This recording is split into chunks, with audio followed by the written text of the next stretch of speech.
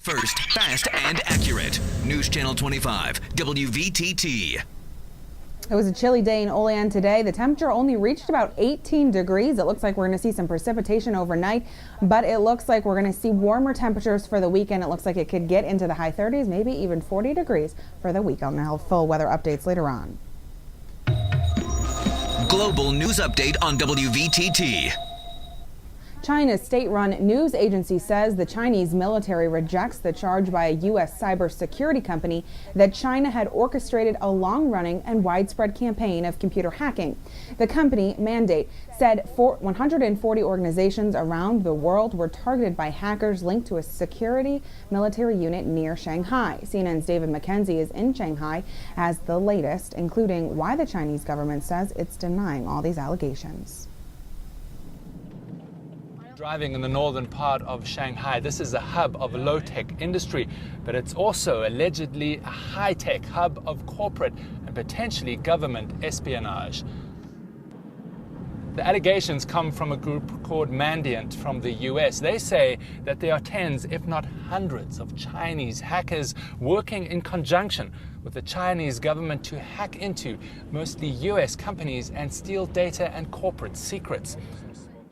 Mandiant says after years of investigations, they pinpointed the hacking to this group of buildings. They said that the hackers would go in to an institution through backdoor means and spend potentially years there stealing secrets. Some of these industries were national security industries like aerospace, high tech, and IT. It's clear that this installation of buildings is closely watched by the People's Liberation Army, and the allegation is that they're working in conjunction with civilian hackers. As we got closer to take a look, we got in trouble. Keep driving. Drive away. Drive away. Drive away.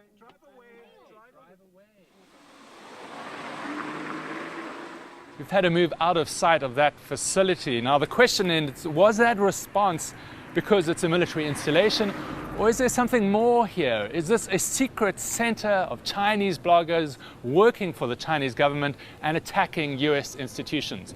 That's certainly what Mandiant is saying, but the Chinese government says that's not the case. They say this is a baseless accusation and, quote, irresponsible.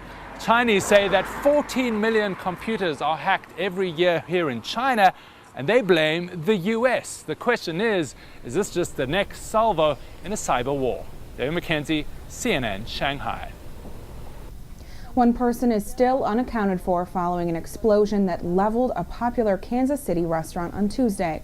A woman who worked at the restaurant is still missing. Rescue crews are using search dogs to try and find her. The blast blew the roof off JJ's restaurant right in the middle of happy hour. The explosion, which witnesses say could be felt blocks away, instantly engulfed JJ's restaurant, sending debris, including glass and bricks, flying through the air. Flames towered into the sky, and black smoke could be seen for miles. We just lived 2 blocks down, and we just felt our building shake, and we thought that a car had literally ran into our apartment. There were reports of the smell of gas an hour before the explosion. Fortunately, several people inside the restaurant were evacuated just minutes before the blast.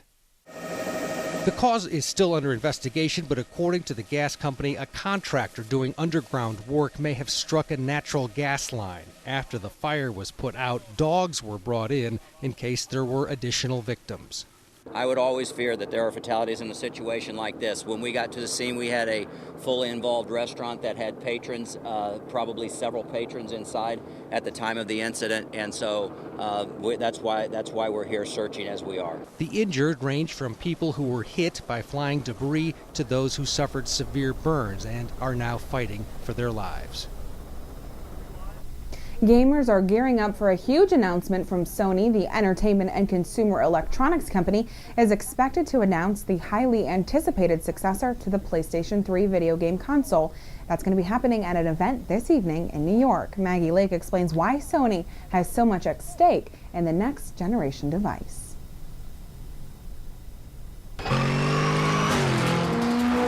Sony needs to get out in front early if it has any hope of regaining its lead in the gaming industry.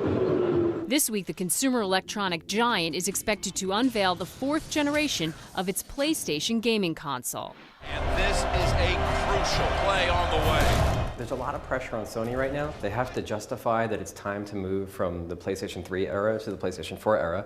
They need to justify that PlayStation still matters, because we hear about Nintendo all the time and we hear about Xbox and Kinect, but PlayStation has kind of faded a bit, so they need to reassert their relevance. There hasn't been a new console from Sony in 7 years.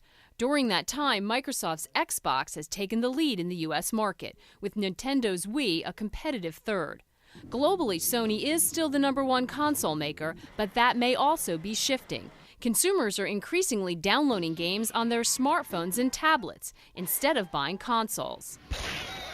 For new consumers, apps are often cheaper and easier. So who's kicking? Are you kicking? No, I'm receiving. You're kicking. Oh no, it looks like I'm kicking. No, wait, no, I'm receiving. It's a competitive playing field, but don't count Sony out yet. Sony's advantage that they have over Microsoft, if they have any advantage, is that they have amassed a bunch of exclusive game development teams all around the world. When we see what Sony unveils with their hardware, we should also be looking to see what games they show, because just that one perfect game, like we saw Wii Sports define the Wii, could change everything for Sony. Touchdown. Maggie Lake, CNN, New York.